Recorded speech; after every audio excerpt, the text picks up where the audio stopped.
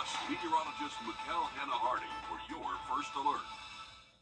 Every time you visit Parker's Kitchen, your support makes a difference, impacting education for kids of all ages. And none of this happens without you. Live from Augusta, you're watching News 12 live at 5. Another weekend with rain in the forecast, and look at that active radar. We are starting off with First Alert meteorologist Emily Acton. Emily, parts of our area are under a severe thunderstorm warning. What do we need to watch out for? Well, actually, the good news is some of those portions are under that severe thunderstorm warning, but just as the 5 p.m. hour hit, those were set to expire, thankfully, but still tracking some heavy showers and some thunderstorms along with that. So again, the city of Augusta, really more in North Augusta now, seeing some heavy rainfall, frequent lightning, and some strong wind gusts as well. But as of the 5 p.m. hour, we are severe thunderstorm warning free, but again, still have to keep an eye on some of these storms. I think it's moving into some more stable air there, so hopefully this does not prompt another severe thunderstorm warning. But again, still some heavy rainfall moving over Murphy's Estates, and even the city of Augusta still seeing some heavy rainfall moving throughout our area. Heads up Aiken, you're definitely going to be seeing some lightning and heavy rainfall, some strong wind gusts as this thunderstorm moves closer to your area. And that's not the only place that's seeing rain. Places south of I-20 are also seeing some showers and thunderstorms. But again, no more severe thunderstorm warnings for our area as of right now. But we'll keep you posted again throughout the show today and online as well. But again, throughout the rest of our evening, could see those off and on showers. Once we get to around 9 p.m., I think that's when things are definitely going to start to dry out for our area. But before I look at your forecast more, I'll take a quick look at First Alert traffic.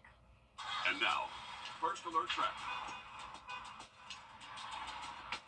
And we're seeing a little bit of a slowdown here on I-20, and it still looked that way before the rainfall moved in, but that's definitely added another element to it as well. Some slow-moving traffic, again, close to the state line there, but I'll have another check on what you can expect throughout the rest of this evening and for your Memorial Day weekend coming up. All right, thanks, Emily. Memorial Day weekend is the unofficial gateway into summer, and that means places like Clarks Hill Lake are about to get a lot busier. But before you hit the water, DNR has some advice that will keep your summer safe. Our Sydney Hood has more. The water is calm now, but that'll change this weekend and in the months to come. Boating season is just ramping up, and while many see this as fun on the water, DNR says it's important to also remember safety rules. So that's making sure you have life jackets, all of your boat lights work, and even having a fire extinguisher on board. The biggest thing DNR wants to stress is boating sober. DNR says they had 24 BUIs on Clarks Hill Lake last year. They had 11 the year before and none in 2021. It may sound like a broken record, but DNR says it's for your own safety. There's no lines out here on the water to tell you which direction to go, and everybody's crisscrossing paths across the water, and it just makes it even more paramount that we have a sober operator while we're out here on the water. And coming up all new tonight on News 12 at 6 o'clock, we're breaking down everything you need to know before diving in these waters with your family. All right, thanks for that, Sydney. And if you find yourself in North Augusta this Memorial Day weekend, take a moment and appreciate the dozens of banners honoring our local veterans. You can find them lining Georgia Avenue on the light posts. Each lists the service member's name and the war or conflict in which they served, as well as whether they were a prisoner of war. These are put up by the Aiken County Veterans Council. The banners will be up through July 4th. Live at 5, you're overlooking the world's busiest airport in Atlanta. Hartsfield-Jackson says it's already shattered travel records.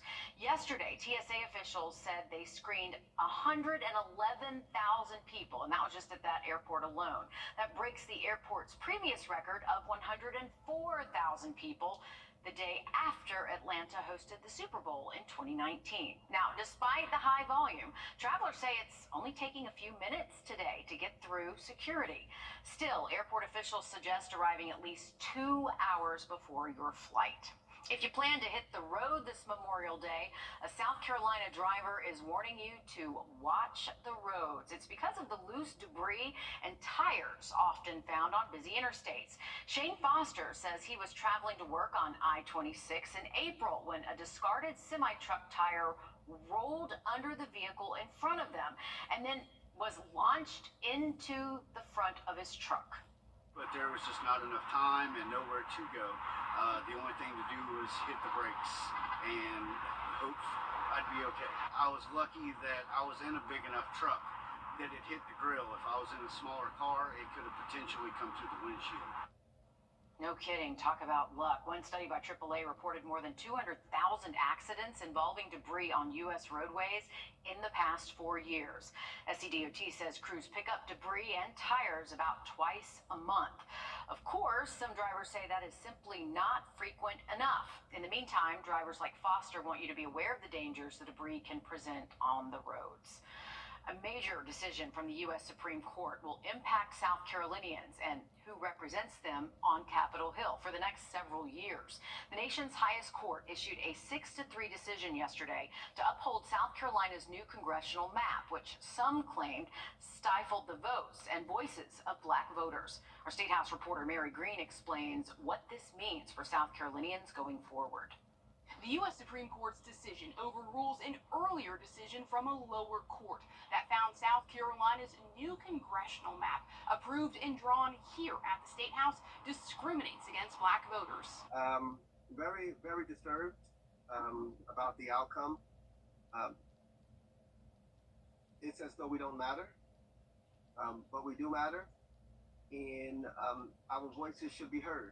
This is the disputed map, focusing specifically on the line in Charleston County between the 1st Congressional District in red, currently held by Republican Nancy Mace, and the 6th District in blue, currently held by Democrat Jim Clyburn. Plaintiffs argued this map unlawfully bleached the 1st District and packed black voters into the 6th, thereby denying them equal opportunity to elect candidates of their choice in violation of the U.S. Constitution. But the U.S. Supreme Court's conservative majority upheld the map in a 6-3 decision, saying South Carolina Republicans' actions were legal in drawing the map to make the competitive 1st District more favorable to Republicans. Republicans at the State House say this ruling validates what they did in crafting the lines for political purposes. To argue that the purpose and the effect of what we did was to dilute minority vote is ridiculous.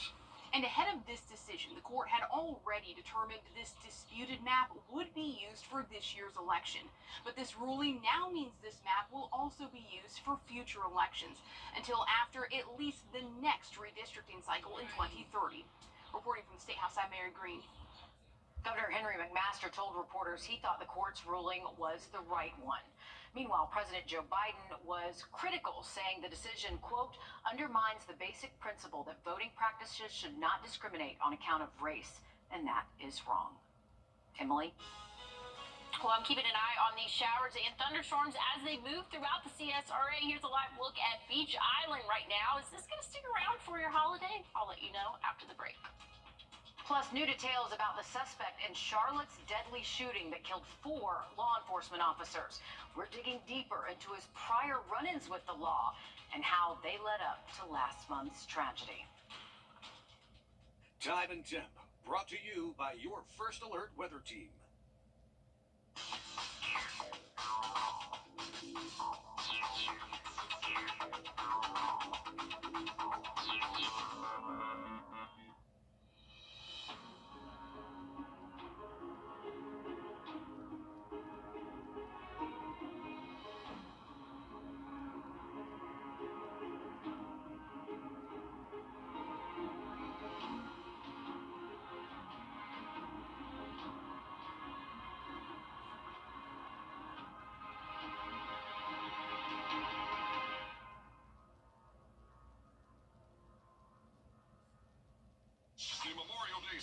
Oh, you're a blessing in disguise. Try them for yourself with a free art support fitting at the Good Feet store.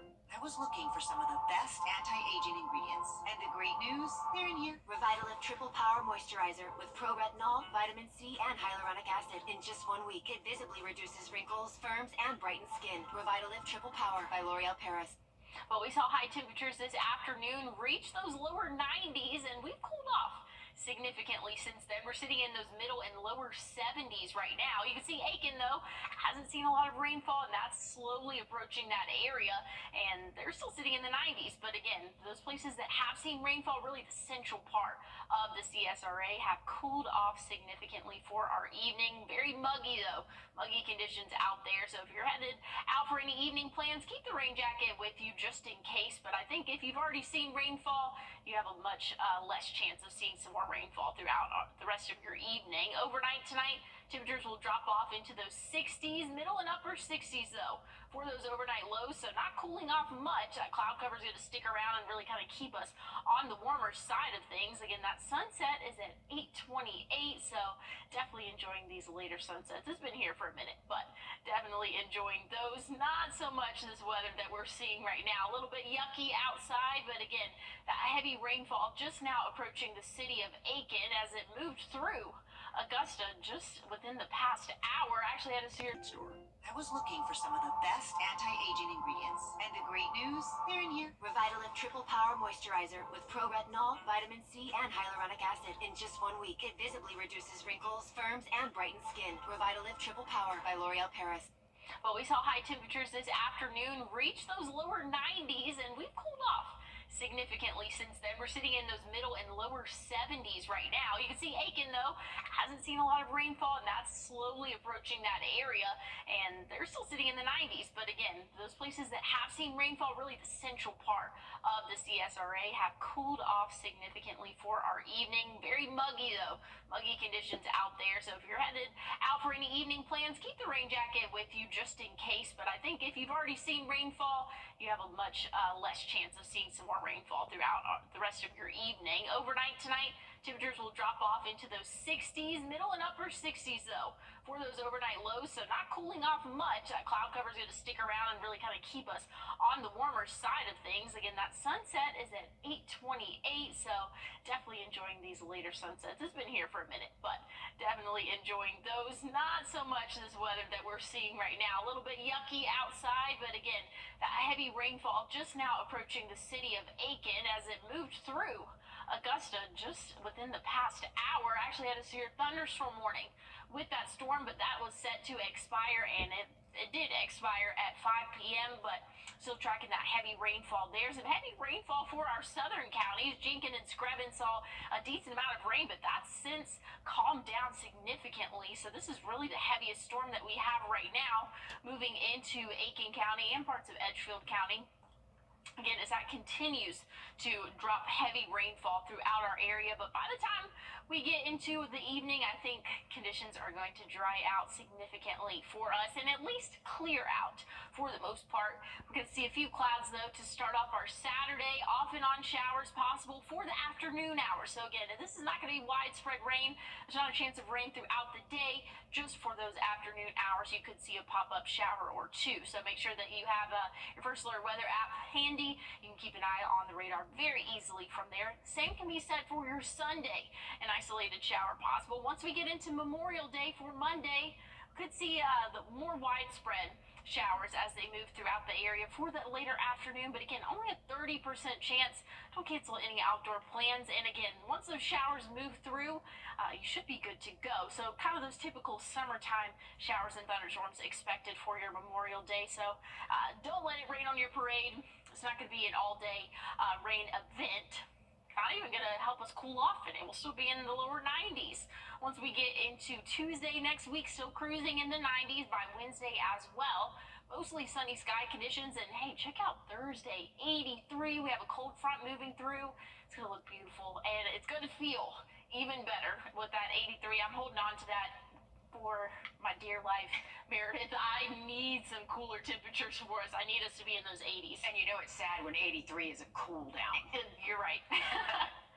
New details tonight about the suspect in a deadly police shooting in 83. I'm holding on to that for my dear life.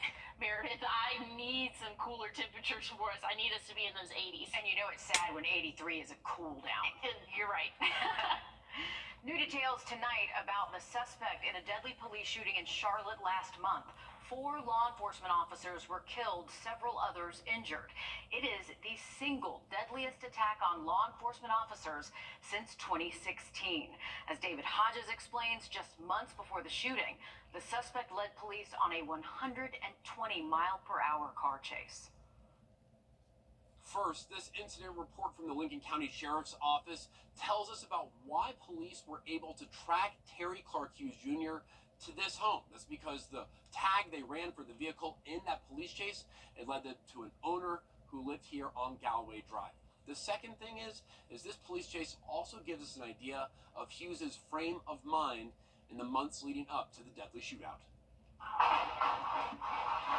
Nearly 4 months before he was accused of shooting and killing 4 officers on Charlotte's East Side on April 29th, this incident report from the Lincoln County Sheriff's Office details a dangerous chase where Terry Clark Hughes Jr. is accused of evading law enforcement and nearly colliding with cars while driving into oncoming traffic.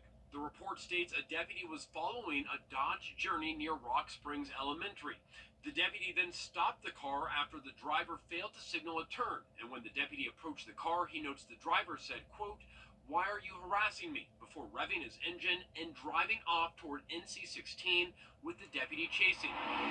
Before entering the highway, the deputy wrote the car, quote, "went into the oncoming lane, nearly colliding with a vehicle head-on."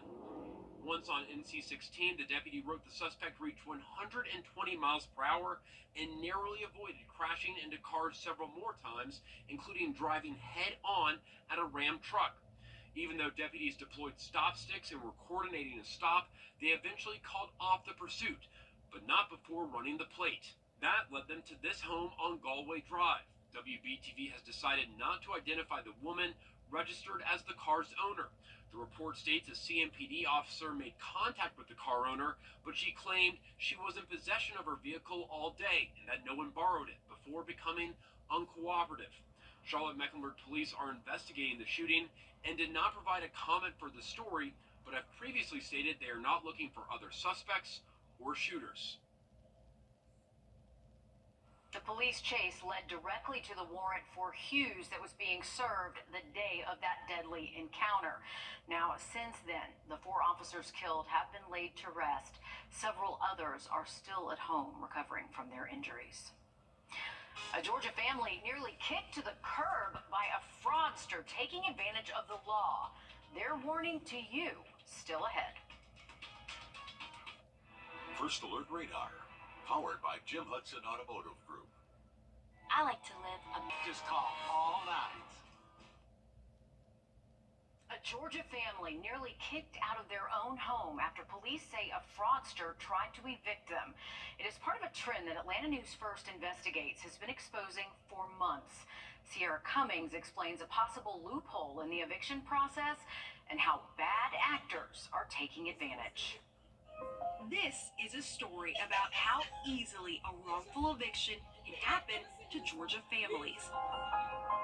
I just don't understand how the whole thing can happen. I really, really don't. How the whole thing happened to homeowner Sheila Gibson in just one moment. But first, let's get all caught up on the trend of stolen homes. For nearly a year, Atlanta News First Investigates revealed the progression of property fraud across the metro, all connected to deed theft.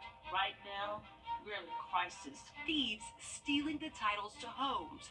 Old Georgia law made it possible. Under that state policy to file or transfer a deed on a house, no identification was required. Simply put, the state did not require anyone to actually prove they own the very property they're filing paperwork on.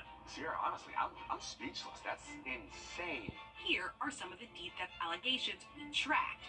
Ultimately, we were credited for helping get a new state law passed, one that now requires proof or identification when filing deed paperwork. But since then, we've learned of a similar yet separate loophole when filing eviction paperwork. Turns out, no one has to prove they own the very property they're seeking an eviction on. Okay, now you're all caught up. Sandy Springs' grandmother, Sheila Gibson. It upsets me just to even talk about it because I feel so violated.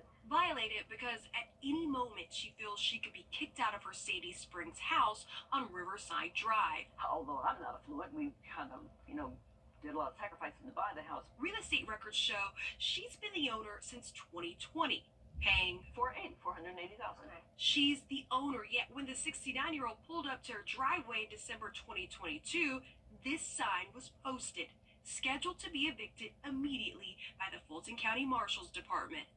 Magistrate court documents show deputies tried to execute the eviction once before in October too, but they were unable to gain access to the property. The case, a complicated web of paperwork problems. The suspect, Michael James Brough. Michael filed paperwork in the Fulton County Clerk's office claiming he was the agent of the Sandy Springs home, that the occupants had past due rent of $12,000. But remember, Sheila owns her house. She does not owe anyone rent, records confirm. What's more, the suspect even filed more paperwork alleging he'd previously served an initial eviction notice months earlier, claiming the defendant's failure to file answer in court should grant him possession of the property. Sheila says it's all untrue. To me, it's so crazy how someone can just walk into an office, provide no identification. No one bothers to check on the computers that are in the office to make sure this person actually owns the home, if they have title. Nothing was done. The alleged fake landlord was able to file all this paperwork without having to prove anything because state law does not explicitly require it when initially filing for evictions. As long as those initial documents are completely filled out, county clerks like Shay Alexander must accept it. They e-file it, so it's an electronic process. They could be at their kitchen table. Wow. And they send it to us. We look to see if it's in proper form. And so there's not even like identification, like they don't have to submit an ID. Not at all. They don't have to show a deed that they own the property. Nothing. Now, the suspect in that case has been charged with perjury, filing a false document, and forgery, but he is not in custody at this time. Emily? We're still tracking some showers as they move across the CSRA, and our weekend might look a little bit similar to what we saw this afternoon, but I'll have a check on your full forecast coming up. Ashley's Memorial Day only at Ashley.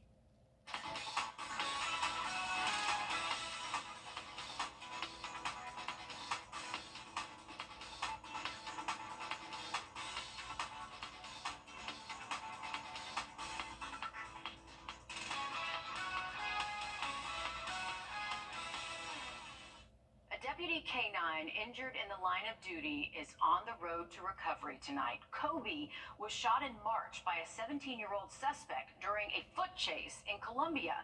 Now, according to law enforcement, Kobe is making progress in his recovery, seen in this video on a type of hydrotherapy treadmill. He's been with the Richland County Sheriff's Office for 2.5 years, and we wish him well.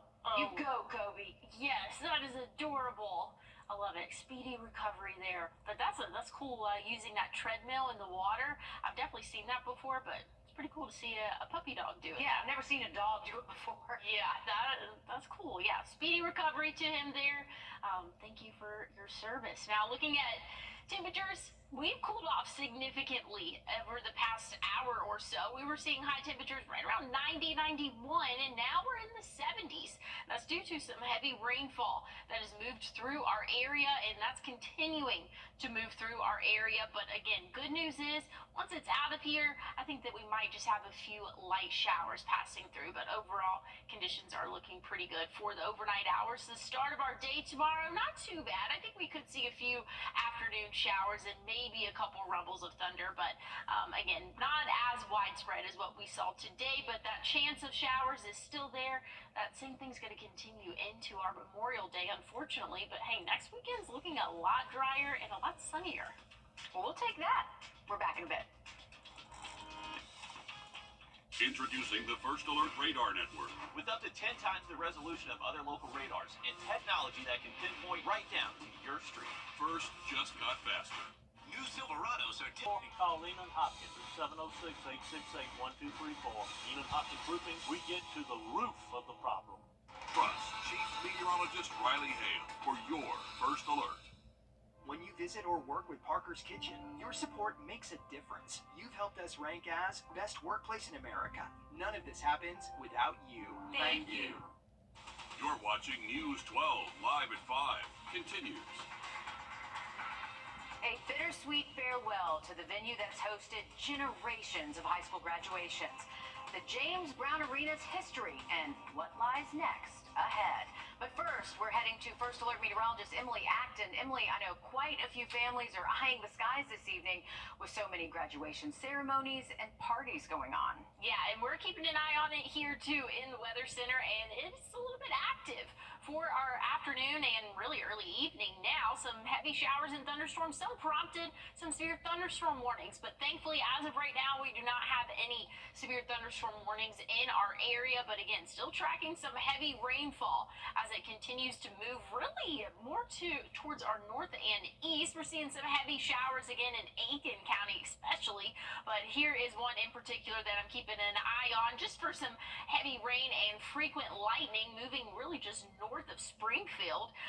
And again, Aiken, the city of Aiken just saw some heavy rain that has moved through, and we saw that here in Augusta just a little bit over an hour ago. So that rainfall is continuing to move across our area for us, and could still see a few lingering on into the 7 p.m. hour, but I think by the time the sun sets, we're going to have much better conditions for us, and we'll cool off overnight.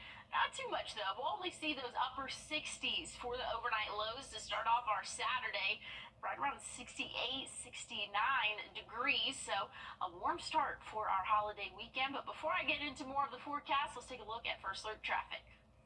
And now, First Alert traffic. All right, looking at Riverwatch and I-20 especially, they're seeing some slowdowns there, and that was even before the rainfall came, but the rainfall is just adding to it. Some heavy traffic again moving close to the state line, so definitely take it slow out there and be super cautious with those wet roadways. That's a tongue twister, but I'll have more on your forecast and what you can expect for your Memorial Day coming up. All right, thank you, Emily. It's the season of graduations, and for generations, the James Brown Arena has been the place Richmond County graduates toss their caps. But all that changes at the end of this month. Our Hallie Turner is live at 5, just inside the JBA. Hallie, this is a big moment as the venue sees its last round of graduates walk through its doors this season. What comes next? Oh yeah, you're gonna start hearing them scream in just a minute. It's been so loud all day. This kind of flows with the saying, as one door closes, another one opens. That goes for graduation as these graduates are crossing that stage. But it also goes for the JBA as they'll officially close their doors next Friday. And that means that the Richmond County 2024 graduates will be the last class to ever graduate from the old JBA. Friday's graduation started with Glen Hills High, and then Davidson Fine Arts will end this evening, and then the Academy of Richmond County now. The doors to the JBA officially close on May 31st. Leaders say that's when the decommissioning phase begins and where they are taking certain things out of the building, all to prepare for when the walls come down in July. The new JBA will be able to hold more than 10,000 seats. Will include a connector to the bell, new bathrooms, new luxury suites, and boxes, club-level experience, and more. Graduates like Brianna Harris say they are grateful to be making history as a new chapter starts, not only in their life, but the city's too. It's really great to be able to be in here in the James Brown Arena and just to be graduating from here, because it just holds so much history in just being in Augusta and seeing how many schools have graduated from here for many years. But I caught up with Brianna and her mom right before she graduated earlier today, and her graduation means a little bit more than it does for some others because they have a special moment. So coming up all new tonight on News 12 at 6 o'clock, we're sharing with you how the JBA is bringing her family into a full circle moment. All right, thanks, Hallie. I was there yesterday for the Cross Creek graduation. Just so many memories, so many happy people in there, and you can even hear it. It's so loud in there. Everyone's excited. You Thanks, can hear Hallie. It's so loud. It is. Lots of celebrating happening. And with all these graduations, the roads are going to be pretty busy this evening. Evans High School's commencement ceremonies will be at the Evans Town Center Park tonight, starting at 7:30. And over in Thompson, yeah, you can expect more traffic around the Brickyard. Gates open at 6, and graduation for Thompson High School gets underway at 8 p.m. Two people from Waynesboro are now facing charges for an incident involving a minor. 38-year-old Philip Buckner and 36-year-old Jacoba Buckner are both charged with child molestation. Philip Buckner is also charged with enticing a child for indecent purposes and electronically furnishing obscene material to minors. Both are now in the Burke County Detention Center with no bond. Deputies say the investigation into what happened is still ongoing, and of course, we are working to learn more. A shooting off Mike Paget Highway, sending one man to the hospital. Richmond County deputies say they were called to the Castle Pines trailer park around 12:30 this afternoon in reference to a shooting victim. There, they say they found the victim, who had been shot at least once. We're working to learn whether there are any suspects and what led up to the shooting. A guilty verdict is announced in the 2020 double murder at an Augusta barber shop. The DA's office says 21-year-old Kaiser Middleton and 27-year-old Cortez Berry have been found guilty on all counts. The third co-defendant, Marquise Harris, is set to plead guilty. The men will be sentenced May 31st. 34-year-old Wyman Scott and 48-year-old Miguel Freeman were killed in that shooting. The minimum sentence on murder is life in prison. All hands were on deck today to rescue a massive sturgeon stuck in South Augusta. That's right. This 6 to 7 foot endangered fish found itself stuck in Spirit Creek. Georgia DNR had to get special permission from the federal government to rescue the fish. A team of UGA sturgeon rescuers were able to capture the fish using nets, and then they put it into a transport tank. It was quite the operation. The fish was released back into the Savannah River at Savannah Bluff Lock and Dam. One of our newest reporters, Jada Walker, was there to see this entire daring rescue. You can see her there in the photo. She will have more on the logistics of how it all happened. All new on News 12 at 6 o'clock. All right, get ready to look up for the Augusta Air Show this weekend. The U.S. Air Force F-22 Raptor demo will headline the event, which will be tomorrow and Sunday. There will also be helicopter demos and a plethora of military aircraft as well as civilian aircraft, too. Gates open at 9 both days with opening ceremonies at 11:30. This is the second time the event has taken place since the early 2000s. General admission is $22 for kids, $30 for adults. We have a link on our website for more information. Georgia families taking aim at Governor Brian Kemp after he decided to opt out of a federal program offering students money for lunches this summer. Reporter Abby Kasoris reports thousands of Georgia families are petitioning him to change his mind. Georgia is one of 14 states that opted out of the U.S. Department of Agriculture's Summer Electronic Benefit Transfer Program. Georgia's decision to opt out of the federal program means an estimated 1.1 million children in the state will not be getting an extra $40 a month this summer. Parents have to fend for their children for the summer, which is hard. Amani Barnes is a single parent, and as a state rep, one of her biggest accomplishments is pushing for more than $6 million for the state school lunch program. She empathizes with some of the parents who signed the petition. Tasha in Augusta wrote, "Groceries would be much more difficult and expensive without her daughter getting 2 meals during the week at school." We should not be having to think hard about feeding children. It sounds crazy, but it is a thing because it takes money. In a statement, Governor Kemp's team says he stands by his decision, saying the state already has many programs, like the state's seamless summer option, which provided close to 6 million meals last summer. He says he opted out of the new program because it lacks nutritional requirements. Their children aren't suffering from this, so they are ignorant to the stress that it causes the parent, the stress that it causes the child. And so I'm here speaking up for those parents. While the program is federally funded, the state would need to administer the program and pay half of the administration costs, roughly $4.5 million. In Atlanta, I'm Abby Kasoris. A bid to bring one of the biggest film festivals in the world to Georgia. Our chances of hosting Sundance next. Emily? Well, we're still tracking showers and thunderstorms as they continue to move across the CSRA, but I'll have a look at what you can expect for your holiday weekend after the break. Time and Temp, brought to you by your First Alert weather team.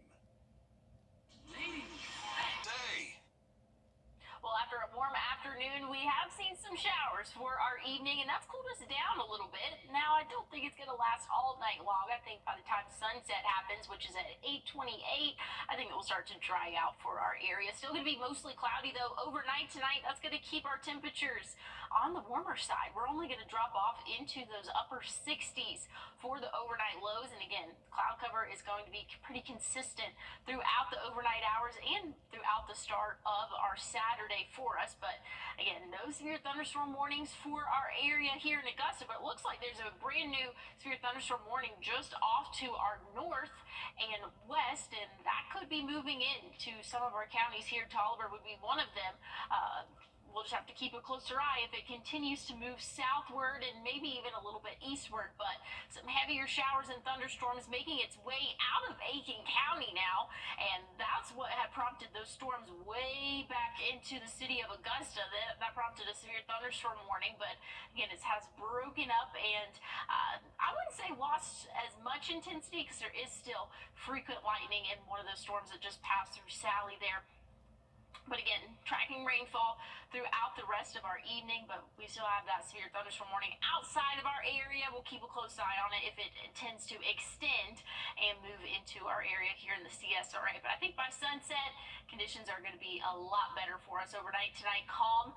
We'll cool off a little bit into those upper 60s, so not a big cool down for us for the start of our Saturday. By the time we get to the afternoon, we could see isolated showers start to pop up. High temperatures will reach right around 90 degrees, so very warm Saturday in store for us. And then by the time we get into the overnight hours, we'll only cool off into those upper 60s again. And then by Sunday afternoon, we'll see those lower 90s and an isolated shower possible. So really the same pattern expected for our Saturday, we could see again on Sunday for us. And then once we get into Memorial Day, could possibly see a few more isolated showers out there. But again, it's not going to be a total washout. We're putting a 30% chance on those storms moving through. So just something that you'll have to keep an eye on. And I think whether showers do pop up once they get out of your hair, you should be good to go outdoors. But again, that's not going to stop our temperatures from reaching those lower 90s on Monday. If you're staying here for the weekend, maybe you want to enjoy the Green Jackets game this evening, bring a rain jacket just in case.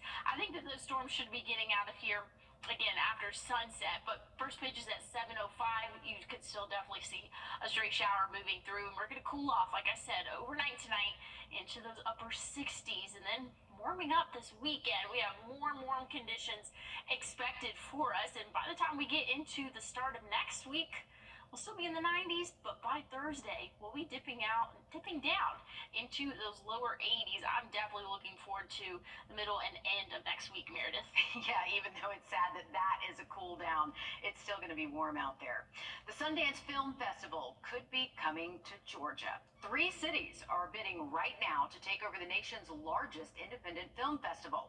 Blake Devine found out what it would mean to move this major festival to the Peach State.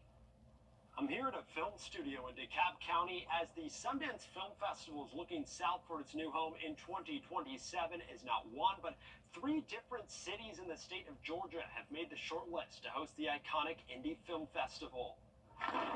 It's amazing, actually, to think that Sundance may be coming to Georgia. Would be a huge boost to Georgia's brand and Georgia's economy. Sundance is exploring switching locations after its current partnership with Park City expires in 2026, leaving a battle brewing between Atlanta, nicknamed the Hollywood of the South, along with Athens and Savannah. Savannah definitely has the Park City vibe and look, in terms of the contained festival. Athens, of course, has a brand new studio there, and they are also heavily invested in the film industry. A set like this is perfect for Atlanta. Genevieve Ledoux is a local film producer. Could dress it in a lot of different ways. Who just got back from the Cannes Film Festival. All of our partners that came here were super proud. Where she says Georgia's reputation has grown globally. A solid place on the map, a flag planted with film waving.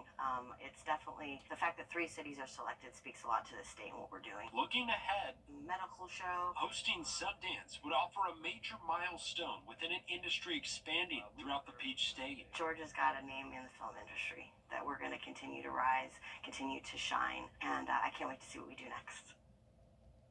The 15 cities placing their bids have until June the 21st to submit their photos. The overall winner, that is expected to be announced at the 2025 Sundance Film Festival. Packing for a vacation is a lot different than it was a few years ago, namely because of all of the tech that we take with us. I'm Jamie Tucker, coming up with a few things you'll want to put in your travel bag that I'll bet you never thought about before. First Alert Radar, powered by Jim Hudson Automotive Group. Do you know why we have so... Next one to join our team? Visit countonamic.com to apply today. The summer travel season traditionally kicks off this weekend, heading into Memorial Day. If you're planning a much-needed vacation, our consumer tech reporter Jamie Tucker has some gadgets that can make your hotel room or rental feel more like home. What the Tech, sponsored by Augusta Preparatory Day School. Airbnbs, rental property, hotels, they offer many of the comforts of home, but we always need more, right? Like more electrical outlets. They're never where you need them. You'll be happy you took a portable hub or power strip along. This is one from Anchor. It's around $20, has 6 AC outlets, 2 standard USB, and 1 USB-C port. Now, do note that cruise ships allow passengers to take power strips with them, provided those power strips do not have surge protectors. This one has surge protection. You'll need another kind if you're taking a cruise. I picked up 2 of these portable power hubs with 3 AC outlets and 3 USB ports for about $25, and they won't take up too much room in a suitcase. Airbnbs and hotels have Wi-Fi, but more and more people are taking their own Wi-Fi routers now to connect to the internet. Why? Security is a big reason. By connecting your own router to the internet, you'll bypass the Wi-Fi network everyone else is using. And anyone on the same network who knows what they're doing can hack into other devices connected to it. Wi-Fi routers in rental properties may not have the latest updates installed, and your stored passwords could be compromised, even by previous guests. You can use an old Wi-Fi router, but those are bulky to pack. A mesh router works just fine, and there are dedicated travel routers available online for about $40. Whether you're staying in an Airbnb or a hotel, always use a VPN when you're traveling. Those Wi-Fi networks are generally less secure than the free Wi-Fi networks you find in restaurants and coffee shops. That's What the Tech. I'm Jamie Tucker. The South Carolina and Clemson baseball teams, as well as the Georgia softball team, are all facing elimination tonight. 2 of those teams, they're in action as we speak. And News 12 Sports Director Dan Booth joins us now with the latest. Ashley. Okay, most of us might run if we learn there's an alligator in our front yard, or at the very least, not go outside. But that is not the case for Stephen Falk, an amateur wildlife photographer. When he learned a 6-foot gator was in his yard, he says he jumped up, grabbed his camera, and went outside to take pictures. He also recorded this encounter between the gator and animal control. He says there is some irony that the alligator chose his yard to relax in. It was hilarious that it chose my car of all people because I'm a huge wildlife enthusiast. So actually, in my free time, I love to get out and do a lot of hiking and amateur wildlife photography. I would say that's pretty good luck. I mean, the picture came to him, right? Fox says he was out earlier that day looking for alligators to photograph, but he didn't find any. Little did he know, one would be waiting for him when he got home. I don't think it's a coincidence that his name is Steven. Steve Irwin? Oh, there we go. I was like, where are you going with that? I was like, what? That's true. Once you said that name, I was like, Steve Irwin, boom. That's exactly what I thought of first off. So, yeah, that's a pretty cool video there. I just was thinking Steve Irwin the whole time. Anyways, we want to move on to what we're seeing weather-wise. Overnight tonight, conditions are going to remain calm. We could see an isolated shower or thunderstorm tomorrow afternoon, but that's not going to stop our temperatures from reaching those lower 90s. So, very warm day in store for us. Hope that you have, if you have outdoor plans, definitely need to have your first alert weather app for you. And again, we'll give you the latest forecast there. And for your Memorial Day, could be some off and on showers. So something that we'll keep a close eye on next week. Looking beautiful. All right, sounds good. Thanks for watching News 12 Live at 5. Will Rio, who abandoned me for the last hour, is filling in for Richard Rogers tonight. He's in the studio next at 6 o'clock.